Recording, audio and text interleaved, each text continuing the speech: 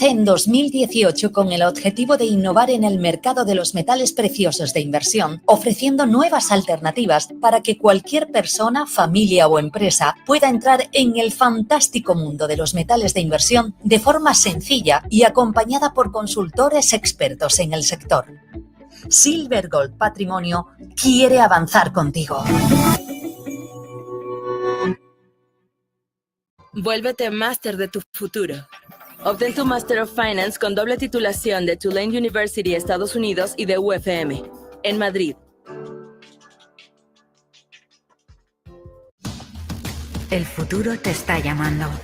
En menos de 15 minutos, puedes estar operando con futuros sobre Nasdaq, SP, oro y mucho más con AvaTrade, un broker que habla tu idioma. Descubre las ventajas de AvaTrade y disfruta de hasta 100 operaciones sin comisiones. Registro rápido y sencillo, transacciones instantáneas, operaciones seguras. El futuro comienza ahora. AvaTrade.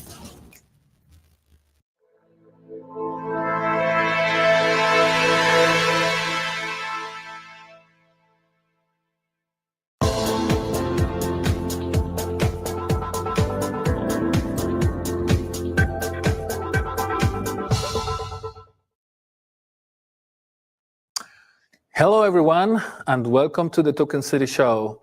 Today we have with us Mike Manning. Mike is a strategic advisor and former fintech executive focused on the business applications of digital assets, cryptocurrencies, and CBDCs. As Amazon's first head of blockchain and digital currency, he led the company's strategic engagement with central banks and helped shape the design of the digital euro. He has held senior roles at Figure Technologies and Symbiont, advancing blockchain use in capital markets, and he was also the founding CEO of Deal Vector, a fintech platform improving transparency and liquidity in structured finance. Hello, Mike, and welcome to the show. Hello, and thanks for having me. Thank you for coming on. So why don't you start by telling us how you first got involved in the blockchain space and what motivated you to do so, and how are you now active in it? Sure. So I got into it kind of by accident. About a dozen years ago or more, I founded Deal Vector, the fintech you mentioned. Not knowing anything about structured finance or fintech, I started a structured finance fintech, which wasn't quite as crazy as it sounds because my co-founder did know the market quite well. What we were trying to do was to pierce the information veil that exists around asset ownership. Because of central securities depositories and the indirect nominee system, there's no registry anywhere on earth of who owns what, which can create problems in the financial market. This is actually a problem that blockchain solves more elegantly with the central shared ledger. A lot of the work we were doing at Deal Vector was around SFX securities and RMBS. That led me to two blockchains that are focused in this area. Provenance, which is a blockchain used by Figure Technologies or Figure Lending to originate U.S. residential loans on chain. They'll do about $12 billion this year, I think. And then also Symbiont, which was also capital markets focused blockchain, where I worked on ABS bond issuance, FX collateral mobility issues. I then moved, as you said, from the kind of blockchain side or the finance side over to a corporate. And as Amazon's head of blockchain digital currency, I explored use cases in payments and treasury, and also led the development of our digital euro prototype for the European Central Bank. So I've seen the market from a number of different perspectives, but always with a focus on real world assets or using blockchain to drive efficiencies in traditional financial assets or services that we would recognize. I wanted to ask you specifically about the current time, the specific moment in time that we're seeing currently in the space. There's a lot of things that are happening, and I would like to have your inputs into how you see the moment for traditional finance bridging the gap with decentralized finance, and in your opinion, why has that taken so long to start to take shape? Yeah, we are at a very exciting moment in blockchain and the bridge over to traditional finance. Stablecoins have exceeded 200 billion in issuance and represent just under 10% of the entire cryptocurrency market valuation, which is remarkable for an industry that started with the idea of non-fiat currencies. Treasuries are at about 5 billion right now, and Figures I mentioned is issued around 12 or 13 billion in HELOCs. So that's very significant, and it's very significant growth, and the growth curve is very rapid. But in the context of the broader financial services industry, the broader financial assets industry, that's still relatively insignificant. RWA.xyz estimates there are about $20 billion in RWA issued on chain, excluding stablecoins. I've read studies from McKinsey and others, it's just 30 to 40 billion.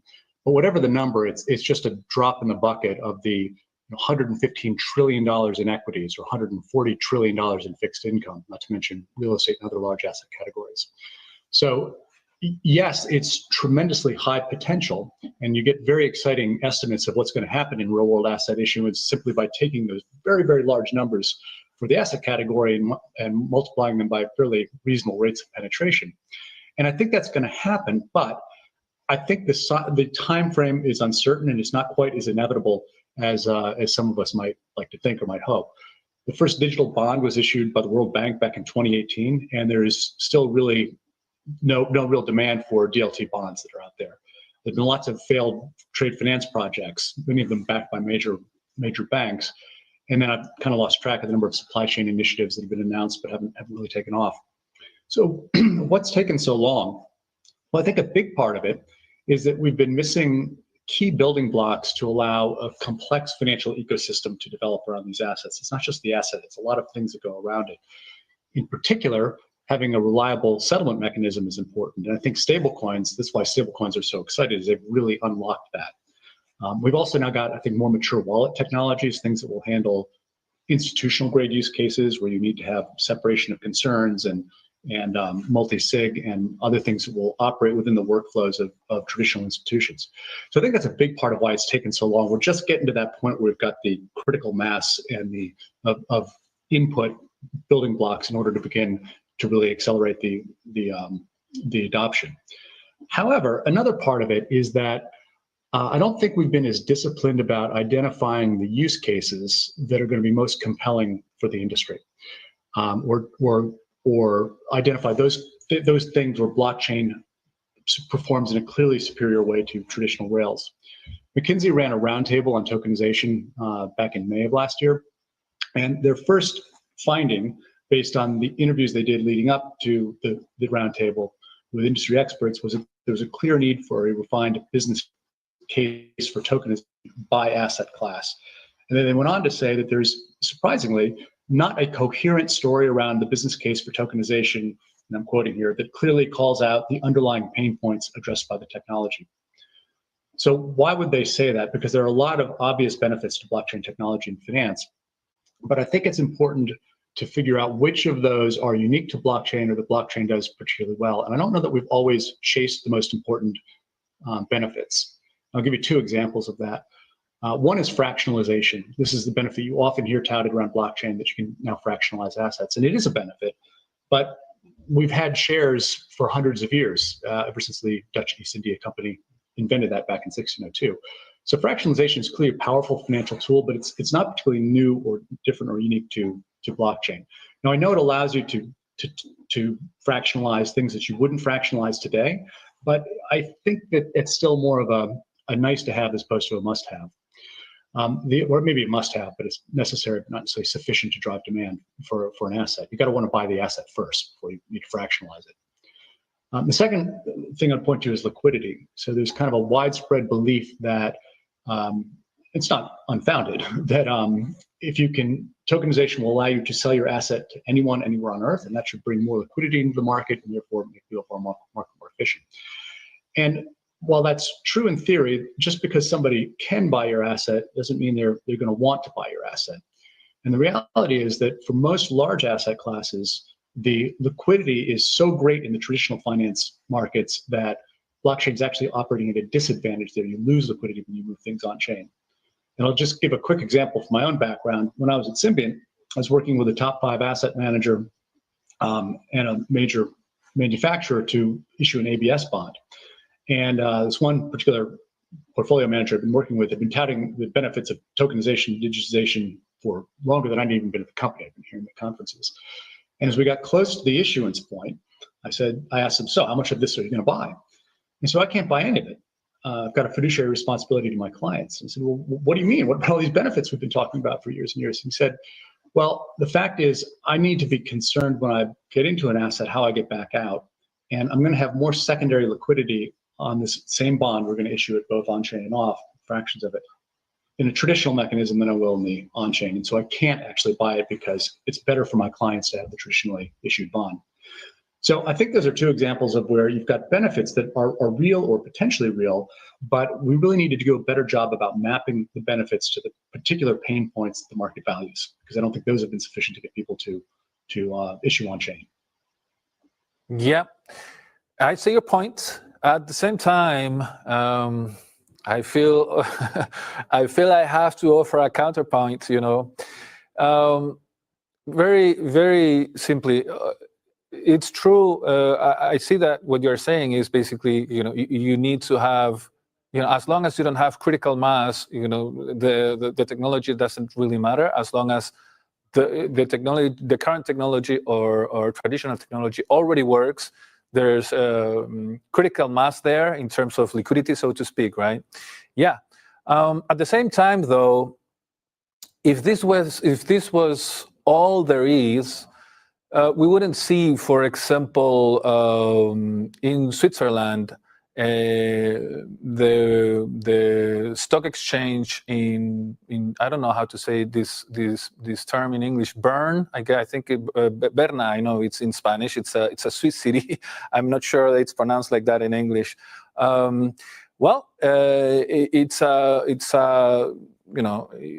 Its traditional setup has an annual volume of 1.5 trillion. But they just got FINMA license. It's the regulatory supervisor there for their blockchain deployment on Polygon. They are owned by the Stuttgart Stock Exchange from Germany. So these are large organizations in Europe that are pushing for the use of blockchain, even though there's the roadblock that you mentioned, which we also, on the other side of the pond, we have, Larry Fink, who, as you know, has been, singing the praises of blockchain and trying to direct the discourse towards blockchain implementations for years. So there must be incentives from these institutions, even if they are marginal. But maybe the point here is that at large scale, those marginal incentives are probably the reason why blockchain does matter to them. I would posit. Would you like to respond? My argument is not that it doesn't matter. It's that we have to find the benefits that matter the most to get people over the hurdle. Because I think the key words that you said in that was 4 years, where I think has been pushing this. And we've been going at this 4 years and trying to get adoption, and it really has not taken off by and large. The Treasury, $5 billion in treasuries that I mentioned is a really tiny, tiny, tiny fraction of the overall treasuries market. And so the question is, what's going to actually get people over that pain point to adopt? Because one of the things that I found very challenging is when I was at Symbiont, for example, we talk about the ability to eliminate counterparties. You don't necessarily need custodians. You don't need a transfer agent. Transfer agents are the one everybody talks about. And you can get to a very, very large number of savings by taking a very, very small number, like three basis points for TA, and multiplying it by a very, very large asset class and saying, yeah, at scale, it's worth an incredible amount of money. Let's go do this. But the problem is that it's still only 3 bips for any given deal. And so things can be very valuable in the aggregate across all deals, but there's a significant opportunity cost to getting there, and each individual deal is going to be priced and put together by a particular institution. And if it's only 3 basis points, it's very, very hard to get traction in that. So this is not to say it's never going to happen. It's just to say we've got to be mindful of the timing and figure out what we're going after first. you mentioned equities in the Swiss market. In the McKinsey study, they had a really interesting framework for determining when they thought digitized assets were going to launch by asset category, and they had two axes, because it's a consulting firm, so they've always got a two axes box. One was the feasibility of launching on chain, and one was the desirability. And the ones that were farthest out in terms of likelihood of deploying were things like equities, where you're dealing in highly liquid markets, and you've already got a very, very well functioning system. I think you're more likely to get adoption, around the edges in asset categories that are number one, not as well served by traditional capital markets. There are none of them, a number of them, and then also two, where you can do more than just put a token on a chain. You've got to be able to digitize, I think, more of the life cycle, complete asset life cycle, and that's where you're going to start to see more benefits. And you're going to find things that blockchain can do just flat out better than traditional rails, and not by a basis point or two, but maybe certain things that couldn't even happen. Okay, so let's stay with the alternative assets angle, if you don't mind, because yes, that is true. There are categories of assets that find less liquidity in the traditional sector, and therefore they are more likely to gravitate towards the blockchain space. And well, there's somewhat of a funny or ironic situation here, where traditionally less liquid assets like alternative assets, because they have the potential to gravitate to blockchain more easily, suddenly they are in a position in which alternative assets primary issuance, secondary trading is positioned to see a technological upgrade and suddenly see things like instant settlement, right? Which are still a long way off in the traditional sector. So, does this mean anything for the private capital industry in general, in your opinion?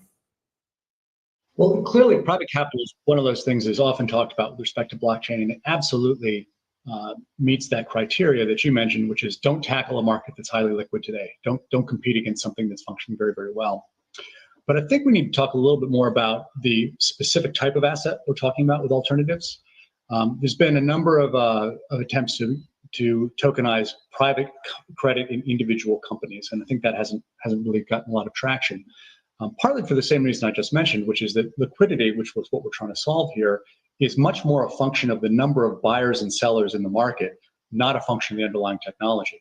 So you can make it easier to transact, but you still need the desire to transact. And so now we're seeing, I think, a lot more funds, alternative asset funds that people are talking about issuing, and that's kind of moving up the financial stack, and it's probably an easier asset for a wider number of people to buy rather than evaluating individual companies, let's say. What I hear about from people who are launching funds on chain is much more about gaining access to new customers and secondary trading rather than the instant settlement benefit. And the secondary trading, to me, inherently makes sense. There's typically an illiquidity premium to these alternative assets, which means investors demand a higher return. And if you could get and there's also a lot of friction, by the way, in transferring these assets. So depending on the asset, in some funds, you actually need manager approval to sell in the secondary market. So all that friction makes it really, really hard for a secondary market to develop. And if you could digitize that process, you could have an asset, a digitally issued form of that asset that is able to transfer peer-to-peer directly, and also carry with it all of the operational checks or all of the compliance checks or all of the manager requirement checks to either allow or disallow that. You really set the stage, I think, for allowing a secondary market to develop that could be very powerful. Also, digitizing the onboarding process with the KYC could make it more accessible as well. But I look at both of those conditions as, again, necessary but not sufficient. You're still going to have to go out and you're going to have to generate the demand to buy and sell these assets. And especially to get into alternatives, they become more unusual assets, right? It's not like a share of IBM stock where a share is a share is a share is a share. Alternative assets require often a little bit more sophistication and a little more difficulty in underwriting, and so that's going to begin to narrow your buyer base to some extent. So I think private capital absolutely has a huge opportunity with blockchain by removing a lot of these structural impediments to bringing people on or allowing secondary trading, but it's really just one half of the puzzle. Good. Okay, so now staying a little bit on the other side of the street, so to speak, there's clearly, like you were hinting at, the potential for improvements in private debt specifically. So what you have a very long experience in this aspect. What would you like to see if you could just draw a picture of what you would like to the next developments to take place? What would you in that case say that would be best? By the way, pointing out these issues is in no way to detract from, I think, the incredible excitement that exists around financial assets in this industry.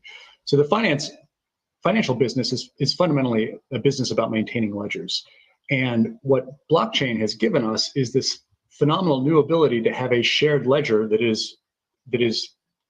all of us can see. And there's no question that's going to revolutionize the industry.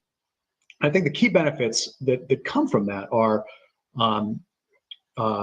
you're going to be able to reduce reconciliation expense, we'll be able to see greater automation, we'll be able to accelerate settlement, and we'll reduce counterparty risk.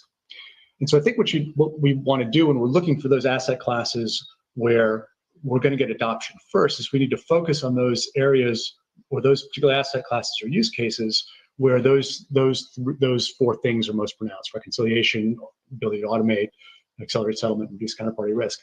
And I think that blockchains, when looking at that, I think of blockchains as doing three things particularly well. It provides a universal registry, as I mentioned, so that we can all see a given asset and have agreement as to the current ownership state.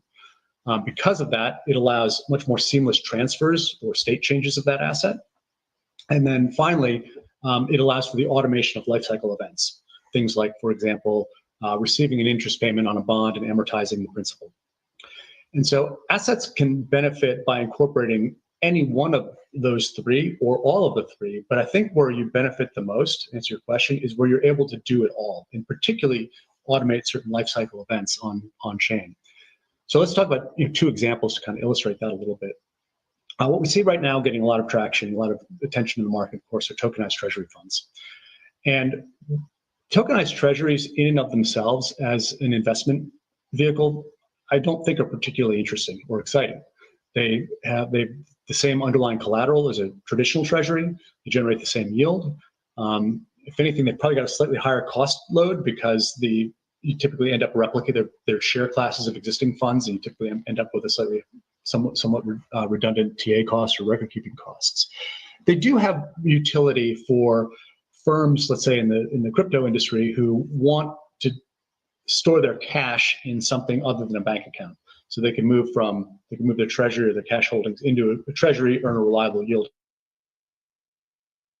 and back out again without having to go in and out of bank accounts. And there's some error, but that's almost by definition a fairly small portion of the overall crypto market. However, tokenized treasuries are incredibly, and that's when you begin to move to these second order benefits, and you take advantage of the transferability that I just mentioned, the ability to move assets back and forth. One of the project I worked on at Symbiont was something called smart collateral, and that was able to cut using blockchain-based calculation of variation margin. It was able to cut counterparty risk by 85%. So what does that mean? Well, if you and I have a Euro USD trade that settles in 30 days at the current exchange rate, as time goes on, the price is going to move up and down relative to the strike price we set. And that means that one of us is in the money or out of the money. And these are very, very large dollar amounts at stake in FX trades.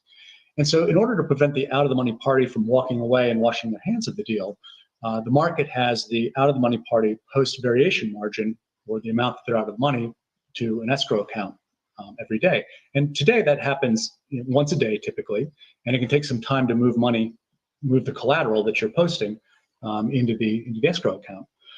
Well, that means you can be out up to 48 hours, more commonly 24, but up to 48 hours to your counterparty with a significant price movement. What we found by creating an application that took a an oracle of pricing feeds, calculated mark to market every 15 minutes, and then would post collateral that we could cut counterparty risk by 85% because there's a much smaller time increment over which prices could move. Well, that was great, but we still had to execute those transfers through traditional mechanisms. With tokenized treasuries, however, now you can begin to automate both the mark to market and the posting of that asset back and forth. And so now we've got a system that can dramatically cut counterparty risk, like I said, by 85%. And that begins to open up all sorts of new possibilities. Now I may be able to do more of my FX trades on a bilateral basis rather than having to go through a CCP.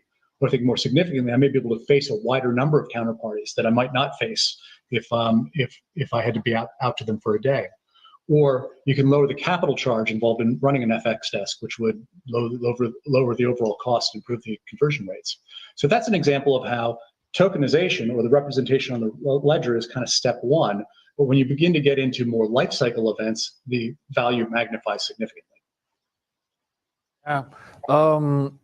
This use case that you have just mentioned, I'm just wondering here out loud a little bit while I'm online with you. So do you think we will see this taking off? What's your view on that? Because it does seem, going to the beginning of the interview where you were actually saying, you know, we should probably focus more on the use cases that really work.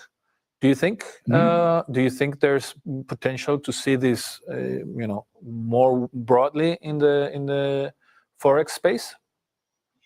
Absolutely. And you know, I think you actually sent me right before the interview the article on the repo platform that Broadridge is using. That's a slightly different application, but they're claiming to be doing about $1 trillion a month in repo trades back and forth on a DLT platform. So absolutely, I think that's the kind of thing that can really get us up to scale. Another example that I'll give you, actually, which the tokenized treasury example and the collateral mobility really deals with those first two benefits that I mentioned: the ability to use the on-chain registry and the ability to transfer state. But it doesn't really get to that third one yet, which is life cycle events, which is, you know, the thing we were talking about just now is more like trading. Mark to market are kind of life cycle events in a derivatives trade.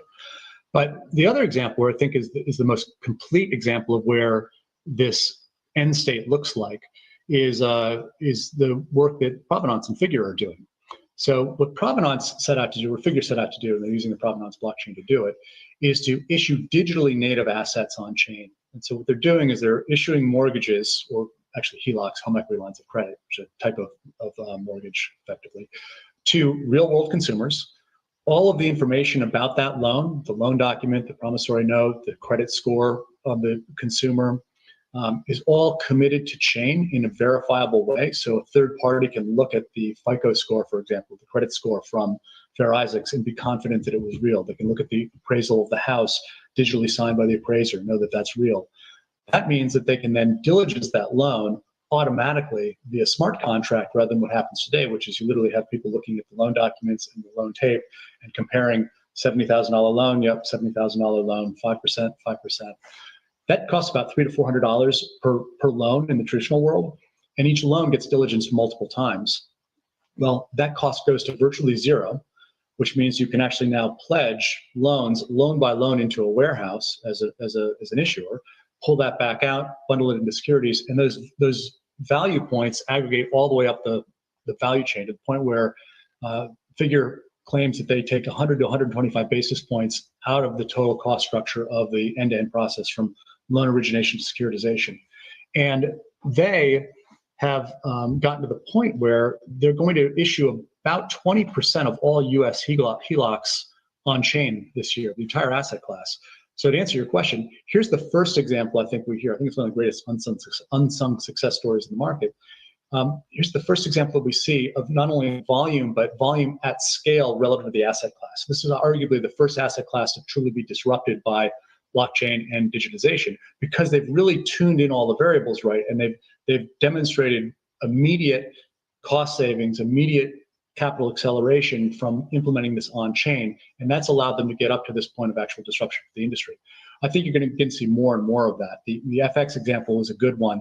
That's still the repo example I use is a very good one. That's still a very, very, very tiny amount of the overall market. But once it's proved out, I think it's got the potential to grow fairly rapidly.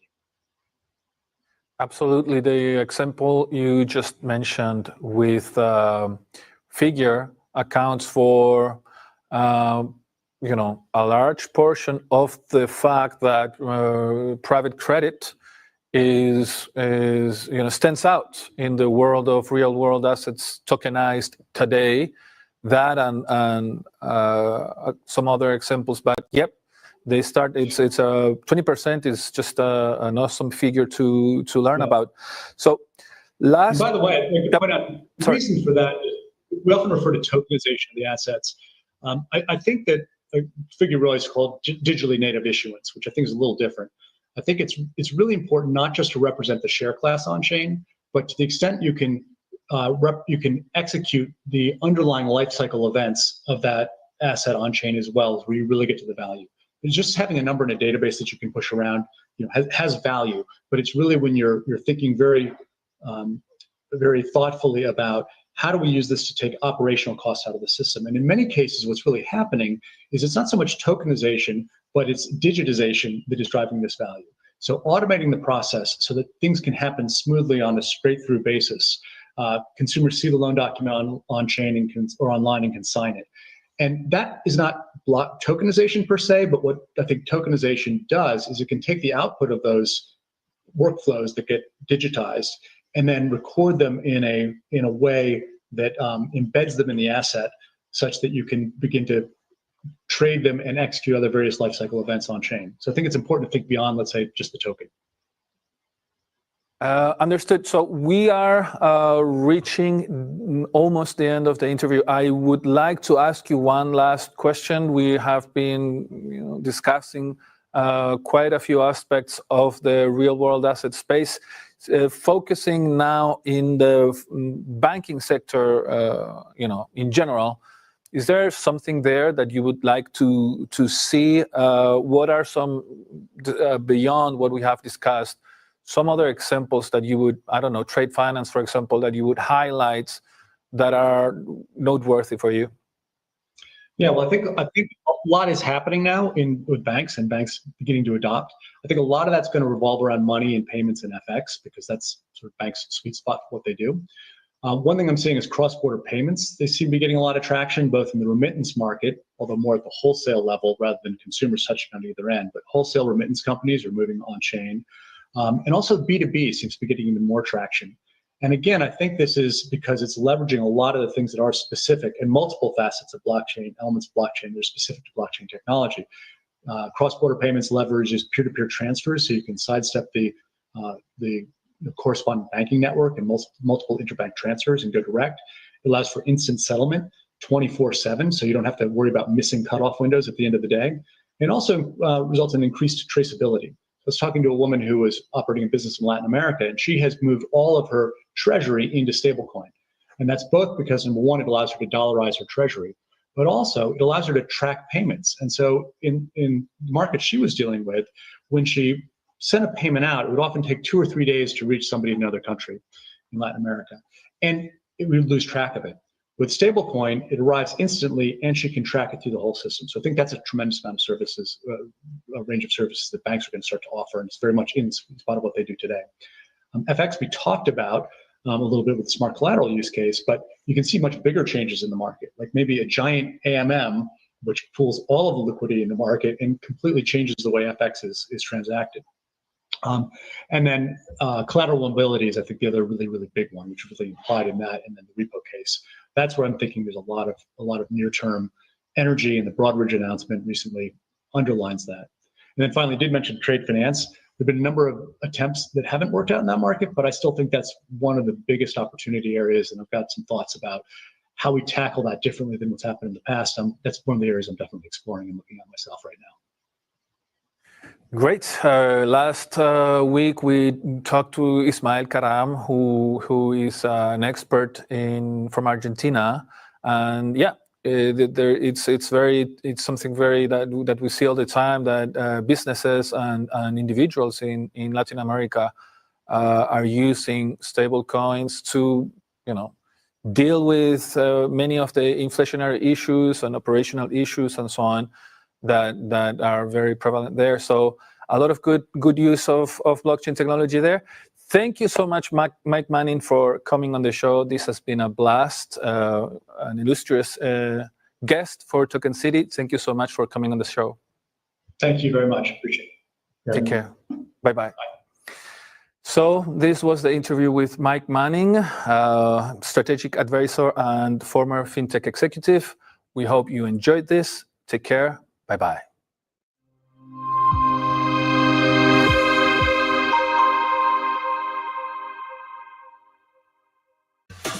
Descubre Mobilifast, red independiente de recarga ultra rápida.